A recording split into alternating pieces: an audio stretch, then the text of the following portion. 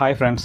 தமிழ்நாட்டில் வந்து வெயில் ரொம்ப அதிகரிச்சிட்டே போகுது. ஸோ நிறைய பேர் வீட்டில் வந்து எல்லாருமே ஏசி யூஸ் பண்ண ஆரம்பிச்சிட்டோம். ஏசி வந்து அதிகமாக யூஸ் பண்ணும்போது அதில் டஸ்ட் போய் சேர்ந்துட்டே இருக்கும். நம்ம அதுக்காக க்ளீன் பண்ணுறோம் அப்படிங்கிற பேரில் இதில் இருக்கக்கூடிய இந்த ஏர் ஃபில்டரை மட்டும் கலட்டி இதை மட்டும் க்ளீன் பண்ணி வாஷ் பண்ணிட்டு திரும்ப வந்து போட்டுருவீங்க. பட் இந்த காயில்குள்ளெல்லாம் வந்து பார்த்தீங்கன்னா நிறைய ஃபங்கஸ் ஃபார்மேஷன்லாம் ஏற்படும். இந்த ஃபங்கஸ் ஃபார்மேஷனால அதில் இருக்கக்கூடிய சின்ன சின்ன ஸ்போர்ஸ், அதாவது துகள்கள் எல்லாமே இந்த காற்று மூலமாக ரூம்குள்ளே ஃபுல்லாக பரவி ரூமில் இருக்கக்கூடிய சின்ன குழந்தைகளுக்கு, வயசானவங்களுக்குலாம் வந்து அலர்ஜி வந்து உண்டாகும். அது மட்டும் இல்லாமல் நிறைய டிசீஸையும் இது கிரியேட் பண்ணும். ஏசி வந்து ப்ராப்பராக க்ளீன் பண்ணுறதுக்கு ஒரு நல்ல ப்ரொஃபஷனலை வந்து யூஸ் பண்ணணும். அவங்க வந்து நல்ல ஜெட் பம்ப்லாம் யூஸ் பண்ணி வாட்டர் நல்லா ப்ரெஷர் அடிச்சு அந்த காயில் எல்லாத்தையுமே கம்ப்ளீட்டாக க்ளீன் பண்ணி கொடுப்பாங்க.